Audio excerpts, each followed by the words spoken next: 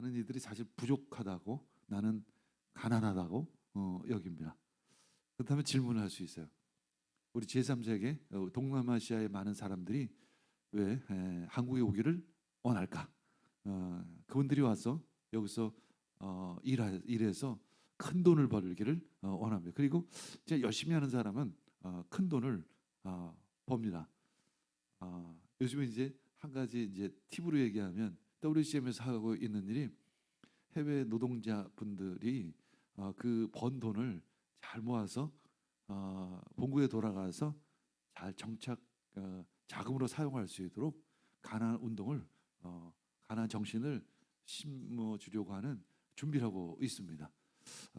그렇게만 된다면 그분들에게 위해서 한 우리나라 돈으로 한 1,000만 원을 가지고 고국으로 돌아가서 하면 장사미천으로 삼아서 한번 뭔가 기회를 시작할 수가 있겠죠. 그래서 이 동남아시아의 많은 분들이 한국은 기회의 땅이다 여깁니다. 그러나 우리는 어떻죠? 우리는 기회의 땅이라고 여기지를 않습니다. 도대체 그 차이는 어디에 있을까? 많은 동남아시아 사람들은 우리나라를 진짜 부자 나라라고 생각합니다. 어떻게 보면 미국 사람보다 더 잘 사는 것 같아요.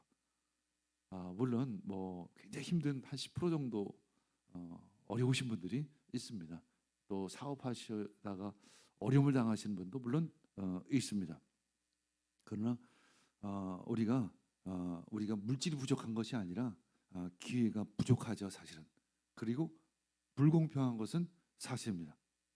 그래서 살기가 어려운 것이 사실입니다. 그러나 경제적으로 가난한 것은 아니에요. 우리 그것을 구분할 수가 있어야 합니다. 우리는 풍요의 땅에서 우리는 영적인 결핍을 우린 경험하고 있습니다. 아모스서의 말씀처럼 양식이 없어서 주림이 아니며 물이 없어 갈함이 아니요 여호와의 말씀을 듣지 못한 기갈이라. 우리 대한민국 이 서울 땅이 마치 그렇습니다. 풍요의 땅이지만 사실은 영혼의 황폐함을 우린 경험하고 있죠. 황폐해요. 사실 그래서 우리는 내가 가난한 것처럼 느껴질 뿐인 것이죠. 우린 물질이 더 필요하다고 생각을 합니다. 더 많은 돈이 필요하다라고 생각을 하죠. 그래서 더 열심히 돈을 벌어야 된다고 생각합니다. 예배 시간도 아껴서 돈을 벌어야 된다고 여기는 사람이 있을 것입니다. 너무 잘못된 생각입니다. 우리는 일하는 시간을 줄여서라도 내 영혼을 돌아봐야 하는 거죠. 내 영혼을 돌아보는 시간, 내 영혼을 부욕해 하는 시간에 더 많은 마음 갖기를 축복합니다. 우리 지난 한 주 내가 무엇에 마음을 두었는지를 한번 돌아보시기를 바랍니다. 자, 성숙한 신앙인은 매 순간 하나님과의 동행을 구하죠. 이것이 바로 성숙한 신앙인입니다. 일을 잘하는 것도 아니라 봉사를 많이 하는 것도 아니고 선교 사역을 엄청나게 많이 하는 것이 성숙한 신앙인이 아니라 매 순간 하나님과의 동행을 구하는 사람이 성숙한 신앙인입니다. 이제 야곱은 요셉을 보기 위해서 이제 가나안 땅을 출발을 합니다. 죽기 전에 내가 그를 보리라, 내가 요셉을 보리라.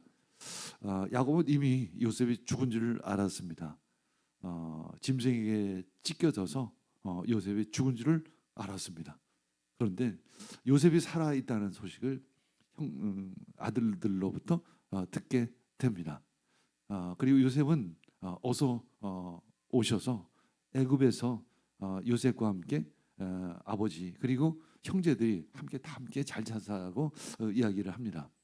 앞으로 이제 5년 정도는 기근이 남아 있기 때문에 그곳에서는 더더욱 살 수가 없으니 속히 올라오셔서 이 풍요의 땅에서, 이 기름진 땅에서 함께 삽시다, 이렇게 초청을 합니다. 그래서 야곱은 너무나도 기쁘죠. 진짜 죽었다가 살아난 요셉을 볼 수 있다는 그 기쁜 마음으로 이제 애굽을 향해 내려갑니다. 애굽은 아다시피 남쪽에 있죠. 가나안 땅에 비해서 남쪽에 있습니다. 이제 남쪽을 향해서 한 걸음 한 걸음 내려가죠. 그러면서 이제 브엘세바에 도착을 합니다. 브엘세바는 이제 이 가나안 땅에 마치 어떤 경계선과 같은 지역입니다. 남방 한계선과 같은 지역이죠. 그 지역에 멈춰서서 이제 희생 제사를 드리기 시작을 합니다. 어쩌면 이제 야곱 입장에서는 내가 이 가나안 땅은 약속의 땅이죠. 하나님께서 보내신 그 땅입니다. 그 땅을 벗어난다는 것이 야곱의 입장에서는 좀 어려웠습니다. 두려웠습니다. 혹시 하나님께서 원하지 않으시는 것은 아닐까? 하나님의 뜻일까? 내가 애굽으로 내려가도 하나님이 나와 함께 동행하실까? 이런 질문을 하게 됩니다. 그때 창세기 46장 3, 4절에서 하나님께서 이상 중에 응답하시죠. 하나님이 말씀하셨다. 읽겠습니다. 하나님이 말씀하셨다. 나는 하나님 곧 너의 아버지의 하나님이다. 이집트로 내려가는 것을 두려워하지 말아라. 내가 거기에서 너를 큰 민족이 되게 하겠고 나도 너와 함께 이집트로 내려갔다가 내가 반드시 너를 거기에서 데리고 나오겠다. 요셉이 너의 눈을 직접 감길 것이다. 거기 내려가는 것을 두려워하지 말라. 그리고 너희 가문을 큰 민족으로 만들겠다. 이것이 바로 하나님의 뜻입니다. 이제 여기서 이제 야곱이라는 이름이 이제 이스라엘이라는 이름으로 바뀌죠. 야곱이라는 이름은 그 가문의 이름이죠. 가문의 이름입니다. 그러나 이스라엘은 민족의 이름이 됩니다. 어떤 나라의 이름이 되죠. 그래서 오늘 말씀의 장을 보면 대부분 이스라엘이라는 이름을 사용합니다. 그 의미는 앞으로 한 나라, 한 민족의 아버지, 조상이 될 것이다라는 그 암시가 그 이름 가운데 들어가 있는 것이죠. 그래서 이제 야곱은 다 함께 가족들과 다 함께 애굽으로 동행합니다. 애굽으로 들어간 자는 몇 명이죠? 66명이고 그리고 애굽에 이른 자는 모두 70명이다. 이렇게 말씀하고 있습니다. 창세기 46장 26에서 27절 읽겠습니다.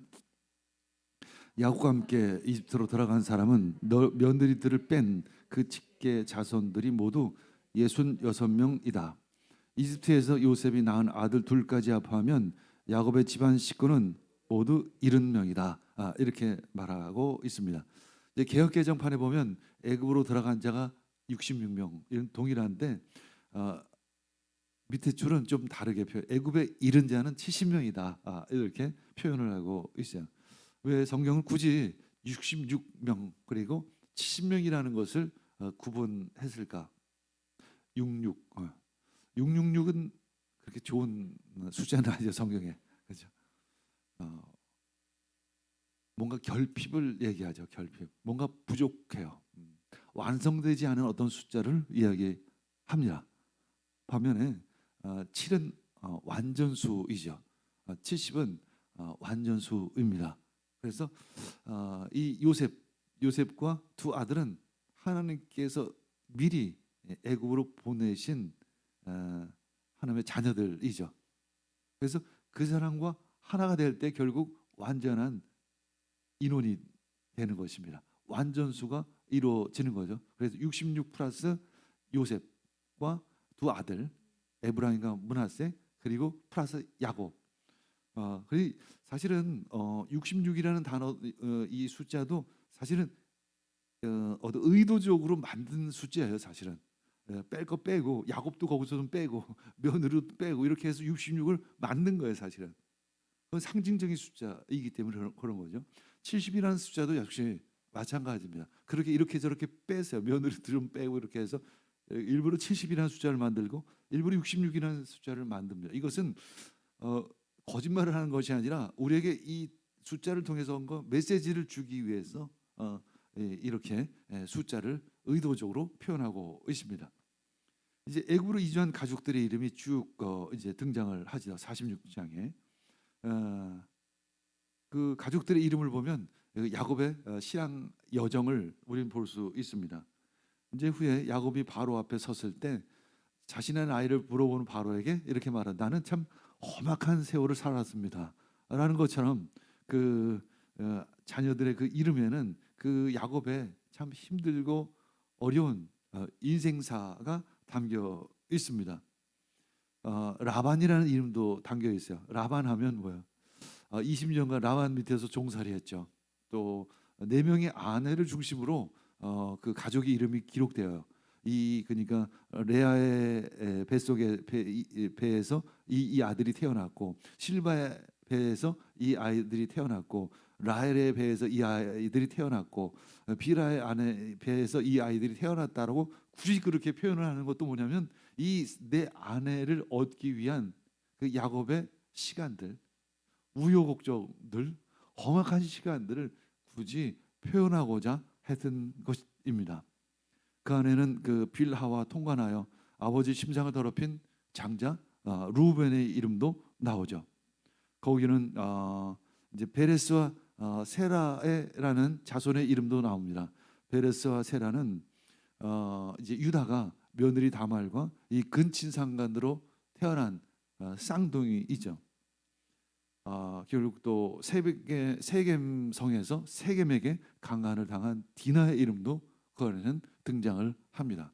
그 이름들을 보면 모르는 사람들은 뭐 그냥 막연하게 읽게 되겠지만, 야곱의 그 인생 여정을 아는 우리들은 그 이름을 보면서 참 그 험악한 세월들, 엄청난 그 아픔, 그 상처가 서려 있는 그 이름들을 우린 보게 됩니다. 여러분들도 역시 마찬가지일 것입니다. 물론 잘된 형제도 있겠지만 좀 힘들고 어려운 형제도, 그런 가족이나 친척도 있습니다. 어떤 이름을 떠오를 때 그 이름 속에서 이 형은, 이 사촌 형은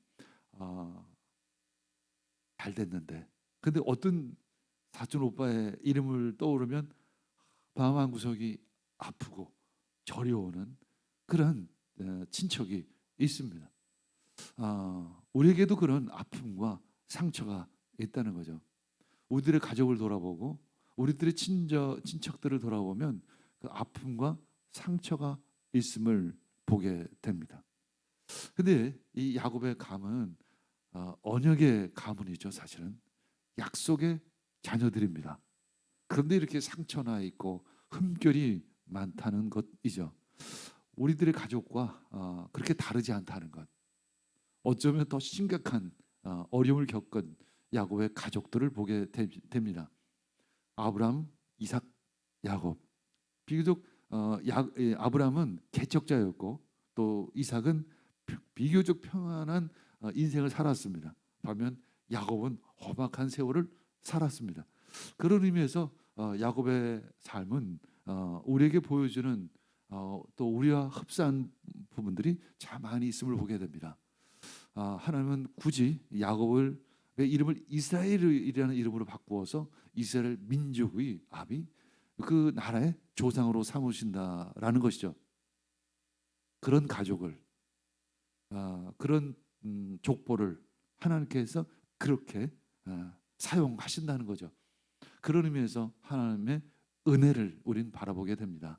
하나님, 우리 가족에도, 우리 친족에게도 하나님의 은혜를 내려 주시옵소서. 힘들고 어려운 그런 죄의 사슬 가운데 있는 우리 자녀, 우리 가족들, 우리 친척들, 하나님을 알게 해 주셔서 그 죄의 사슬로부터 해방되어지기를 원합니다. 우리 그런 기도를 하나님께 올려드리기를 원합니다.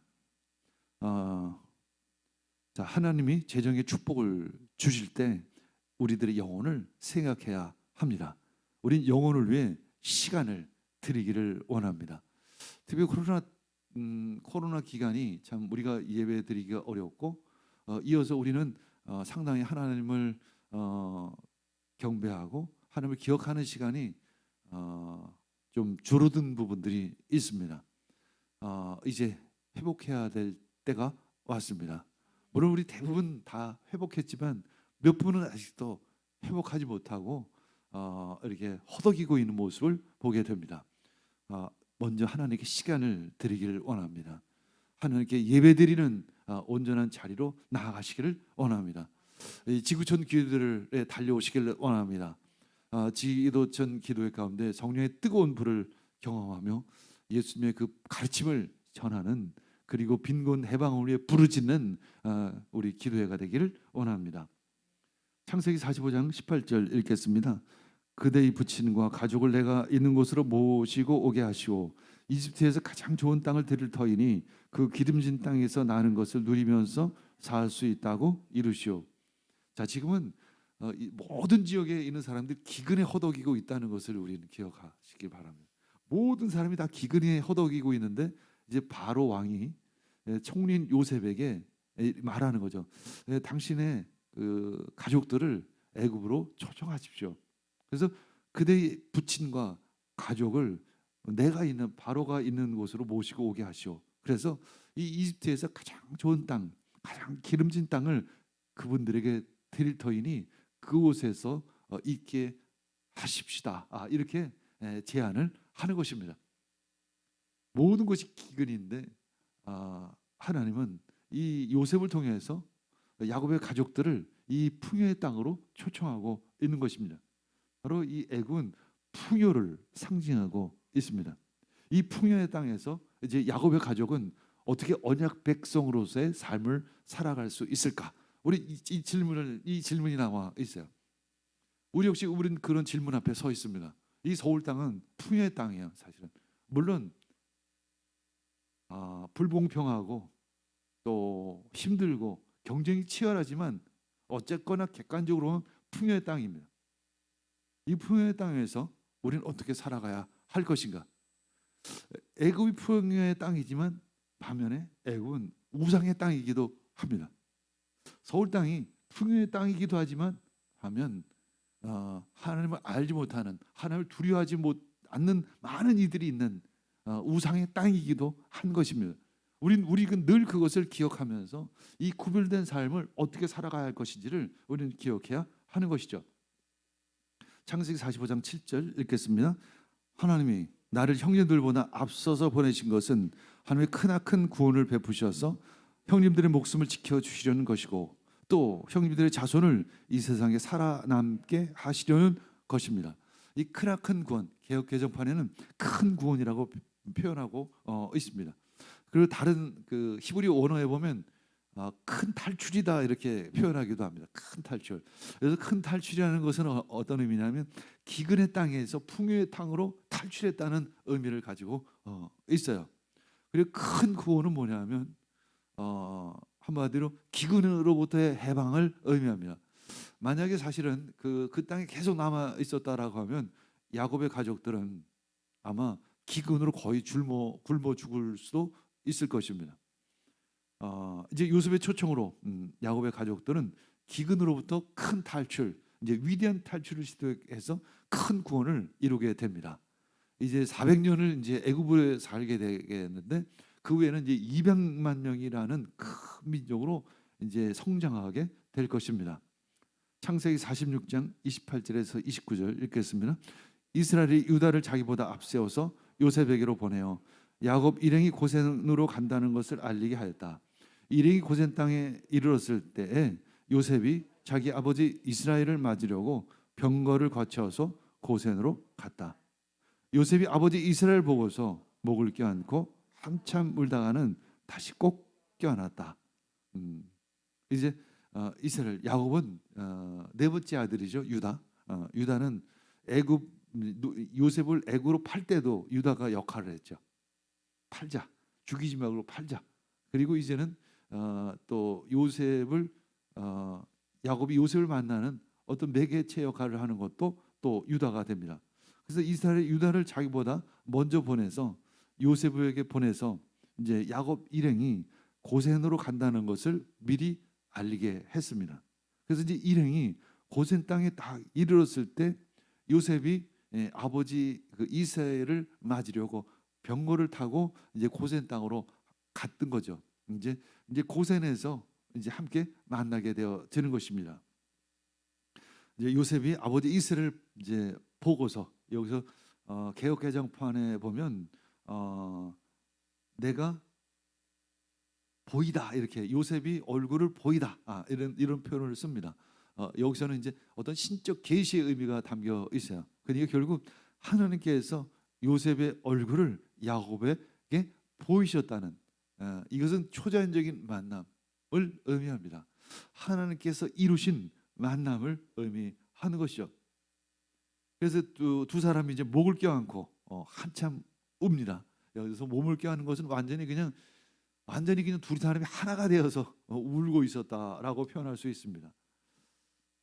이제 창세기 46장 30절, 이스라엘이 요셉에게 말하였다. 나는 이제 죽어도 여한이 없다. 내가 너의 얼굴을 보다니 네가 여태까지 살아있구나. 한번 야곱의 심정을 돌아가면 진짜 그 마음이 얼마나 기쁘고 또 감격스럽고, 진짜 죽어도 여한이 없다. 그 말이 딱 맞죠. 이 감동스러운 아름다운 만남인 것입니다.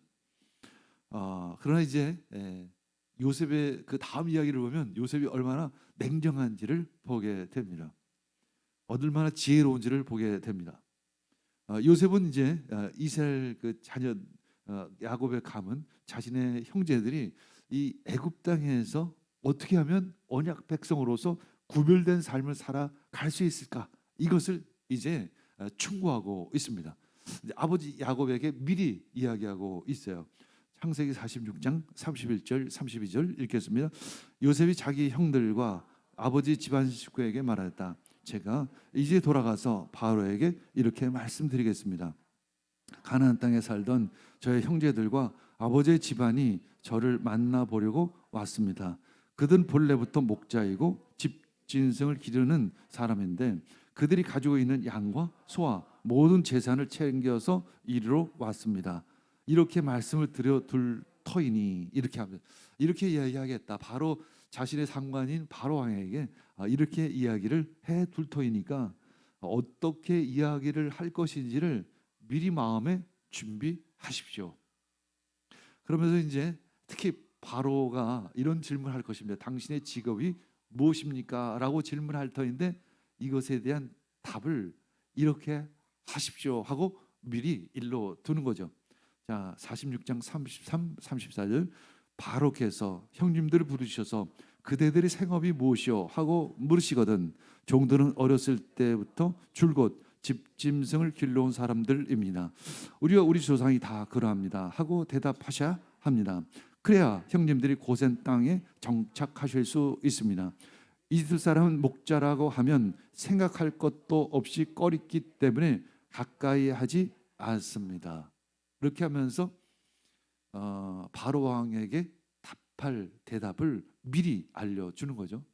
바로 왕이 당신들의 직업이 무엇입니까? 라고 얘기하면 우리는 양을 치는 사람입니다. 우리는 목축하는 사람들입니다. 라고 대답을 하십시오. 그러면 애굽 사람들은 이 목축업에 대해서 굉장히 가증한 직업이라고 여기기 때문에 분명히 애굽 사람들과 우리들을 구별하실 할 것입니다라는, 구별할까요? 이 고센, 왜 하나님은 고센 땅일까? 여러분들은 생각할 것입니다. 고센 땅의 의미는 다른 것이 아니라 구별의 의미를 담고 있습니다. 애굽은 풍요의 의미를 가지고 있다면 고센은 구별의 의미를 가지고 있습니다. 그래서 이 언약 백성으로서 야곱의 가족들은 이제 애굽 풍요의 땅에 살고 있지만 구별된 지역에서 구별된 삶을 살아갈 수 있다는 거죠. 그런 의미에서 우리는 이 풍요의 땅, 이 서울에서 어떻게 하면 구별된 삶을 살아갈 수 있을까? 우리는 하나님의 지혜가 필요한 것입니다. 그것이 바로 예배의 자리에 있는 것이죠. 그것이 바로 기도의 자리에 있는 것이죠. 그것이 바로 말씀 묵상의 시간들인 것이죠. 두 번째 이유가 있었습니다. 두 번째 이유가 무엇이냐면 이제 앞으로도 5년의 기근이 남아 있죠. 5년의 기근이 남아 있습니다. 5년의 기근이라는 것은 이제 1년 지나가면서 점점 더 사람들은 더 힘들고 더 어려워지게 될 것이라는 것을 의미하는 거죠. 그래서 창세기 47장 정도에 가면 이 기근으로 인해서 사람들이 더 어려워지기 시작을 합니다. 그래서 애굽의 많은 사람들이 총리 요셉에게 와서 말합니다. 우리에게 곡식을 좀 주십시오. 곡식을 좀 주십시오. 그랬을 때 요셉이 말합니다. 첫 번째 단계는 그럼 너희들 가축을 가져와라. 그럼 곡식을 주겠다라고 이야기를 합니다. 그 가축이 많아지면 어떤 일이 좋은 일이 생길까요? 우리 야곱 가문의 입장에서는 일거리가 많이 생기는 것입니다. 가축들을 더 많이 이렇게 키우게 되는 결과가 오죠. 그렇기 때문에 결국 이 요셉이 이 고센 땅에 이 야곱의 가족들을 머무르게 한 이유는 두 가지. 하나는 영혼의 문제인 거죠. 신앙의 문제인 것이죠. 구별된 지역에서 구별된 신앙생활을 하라는 의미이죠. 두 번째는 기근이 앞으로도 많이 있을 테지만 그럼에도 불구하고 이제 가축이 더 많아지기 때문에 우리 야곱의 가족들은 더 많은 일을 하면서 더 많은 부를 누리게 될 것입니다. 하나님은 우리들의 영혼을 생각하고 또 우리들의 재정적인, 우리들 경제적인 땅의 축복도 주시기를 원하신다는 것입니다. 이것이 바로 큰 구원인 거죠. 하나님께서는 우리들의 영과 혼과 육이 다 잘 되기를 원하십니다. 요한 3서 1장 2절에 보면 이런 내용이 있습니다. 사랑하는 자여 너의 영혼이 잘된 같이 내가 범사에 잘되고 강건하기를 내가 간구하노라. 그렇죠? 영혼이 잘되는 것처럼 범사가 잘되고 또 건강하기를 원하는 것이 바로 하나님 아버지의 마음인 것이죠.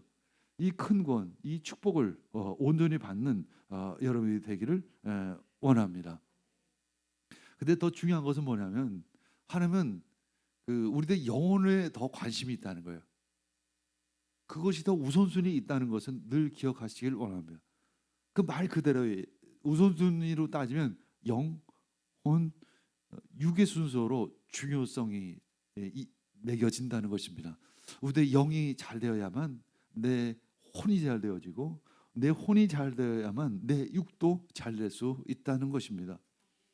근데 이제 문제가 하나 있어요. 사실은 고난과 궁핍함이 있으면 사실 하나님을 더 찾게 됩니다. 근데 풍요가 찾아오면 하나님을 잊을 때가 더 많이 있어요. 그래서 고난이 하나님을 찾게 하고 풍요가 하나님을 잊게 합니다. 우리 이것을 믿음의 선배들로부터 배운 지혜입니다. 그렇다면 우리는 이 풍요의 땅에서 어떻게 살아갈까요?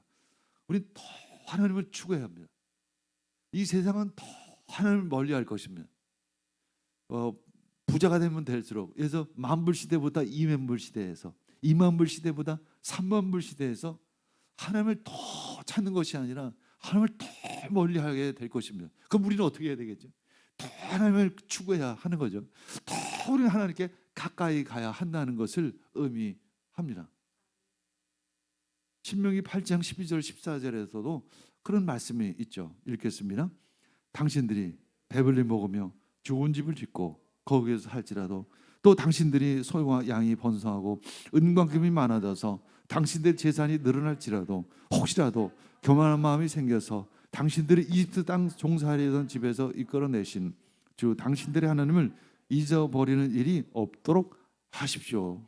이제 400년 후에 이제 이스라엘 백성들이 출애굽을 하죠. 그래서 가나안 땅으로 다시 가게 되는데 그때 이제 하나님께서는 당부하는 말씀이죠. 너희들이 부자가 될 텐데, 너희들이 잘 살게 될 텐데, 너희들의 소득이 3만 불, 3만 5천 불 될 텐데, 그러면 너희들이 하나님을 잊어버리는 일이 없도록 하라는 의미는 그것이 참 걱정이 된다는 의미이죠. 사실은 이스라엘 백성들은 가나안 땅에서 풍요해져서 하나님을 잊어버렸습니다. 그래서 결국은 또 어려움을 당하게 되죠. 우리 역시 그렇습니다. 유럽이 그랬고 또 미국도 그 길을 따라가고 우리도 마치 그 길을 따라가는 것 같습니다. 소득이 높아지면 높아질수록 하나님을 멀리하는 그 문화, 그 인간의 습성이 우리에게는 있죠. 우리는 그럴수록 하나님께서 우리들에게 물질의 축복을 주면 주실 수 있도록 줄도록 그 물질에 관심을 갖는 것이 아니라 하나님께 마음을 하나님께 내 영혼을 초점을 맞추시기를 원합니다. 데살로니가전서 5장 23절 읽겠습니다. 평화의 하나님께서 친히 여러분을 완전히 거룩하게 해주시고 우리 주 예수 그리스도께서 오실 때 여러분의 영과 혼과 몸을 흠이 없이 완전하게 지켜주시기를 빕니다. 아멘. 진짜 큰 구원을 이루시기를 원합니다. 작은 것에 만족하지 하길 원합니다. 큰 구원, 하나님께서 주시는 그 영혼의 부요함, 또 재정적인 축복도 다 받고 그것을 또 나누시는 여러분들 되기를 원합니다. 시편 1편 1절 3절 읽고 마무리하겠습니다. 복 있는 사람은 악인의 꾀를 따르지 아니하며 죄인의 길에 아니하며 오만한 자의 자리에 앉지 아니하며 오로지 주님의 율법을 즐거워하며 밤낮으로 율법을 묵상하는 사람이다. 그는 시냇가에 심은 나무가 철 따라 열매를 맺으며 그 잎이 시들지 아니함 같으니 하는 일마다 잘 될 것이다. 아멘. 그렇습니다. 우리가 늘 하나님을 묵상할 때 시냇가에 심은 나무가 철을 따라 열매를 맺은 것처럼 그 잎이 시들지 아니함 같으니 하는 일마다 잘 될 것이다 말씀하십니다. 우리들이 하나님의 말씀을 묵상하고 하나님의 뜻을 구할 때 또 하는 일마다 잘 될 것이다 라는 것. 사랑하는 이여 나는 그대의 영혼이 평안한 같이 그대에게 모든 일이 잘 되고 그대가 또한 건강하기를 원합니다. 사랑하는 자여 내 영혼이 잘된 같이 네가 범사에 잘 되고 강건하기를 내가 간구하노라. 이것이 하나님의 마음인 것입니다. 하나님은 우리가 영혼 또 경제적으로도 재정적으로도 다 잘 되기를 원하십니다. 그런데 하나님 입장에서 굳이 하나만을 선택하라고 한다면 하나님은 아마 내 영혼이 잘 되는 것을 선택하실 것입니다. 거기에 우리들의 관점과 하나님의 관점의 차이가 있다는 것입니다. 우리가 하나님의 뜻에 하나님의 관점에 맞추는 믿음의 자녀들 되기를 원합니다. 자, 항상 지실케 내 맘 바꾸사 하나님 닮게 하여 주시옵소서. 우리가 주님을 추구하고 주님과 동행할 때 하나님은 나를 빚으셔서 하나님 닮게 하실 줄 믿습니다.